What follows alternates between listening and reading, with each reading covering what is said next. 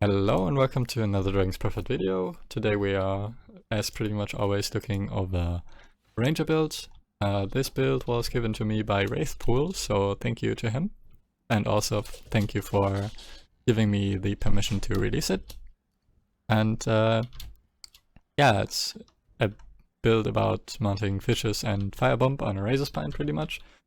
And just like generally a build for general use, I suppose you could say. Yeah, first of all, my gear isn't perfect for this, like my strength and focus and just my general stuff could be a bit better maxed and stuff, so I could actually get my mod buff a little higher. Also my ferocity stance on the razor spine, so the physical damage buff that the razor spine has, that's on level 3, so I get 15% instead of getting 25%, which you would get on level 10. It just takes ages to actually level it up to be level 5, and so I just figured it would be okay to release it like that. Just know that this build has a lot of potential to go up in damage if you don't cut as many corners as I do. Yeah, also my dragon is on focus, so it should be on strength. Yeah, so I could cut a little bit of charisma there. But yeah, pretty much to compensate for that, I also have a dragon partner for it, which gives me strength and focus, so I can actually reach a mod buff of 4800 with pretty crappy gear, so I guess that's alright.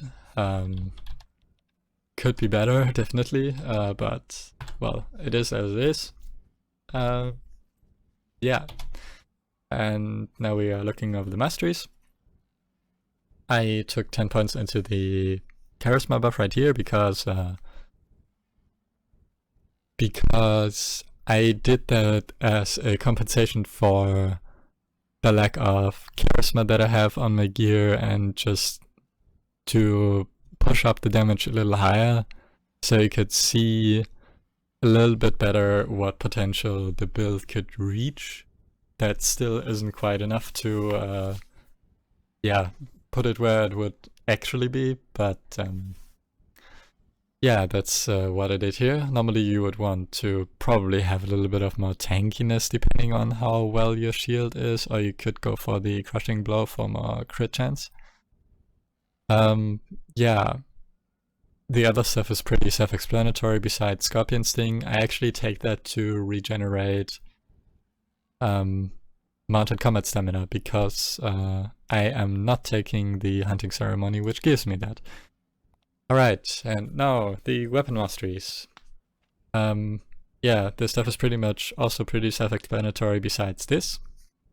I asked Wraithpool why he took 5 points in Aesthetics of Violence instead of taking 5 points out of something like, I don't know, Piercing Flame and putting it into there, and he said that it would decrease the overall DPS for clearing mobs and just like in general, so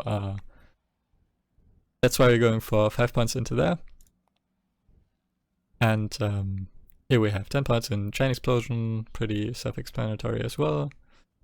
Vicious, of course, and Hunting Ceremony for regenning soul points, which I did because you can't really regen soul points very well in this build, since you don't have it like in the build itself. You would just have it through dragons, which is sometimes a bit unpractical. You're looking at stuff like, for example, Sothena, where you can't really use your dragon much.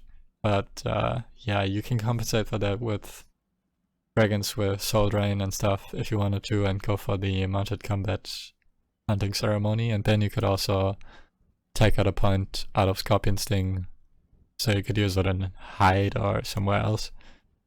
And of course we also have Agnos Blessing for the Spirit Shield, because it's pretty much an anti-stun, so.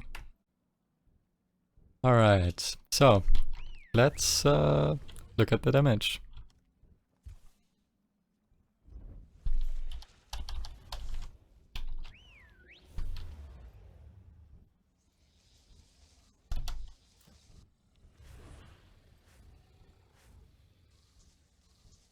So yeah, as you can see, it's pretty high DPS on a single target. Yeah, but it's, like I said, it's also good for mob groups because you have the other stuff. Yeah, it's a pretty good general use build. I like it more than the other candidate builds in my opinion, so it's just a little bit weird to use because you stand in place for a lot of time when casting the fishes and stuff.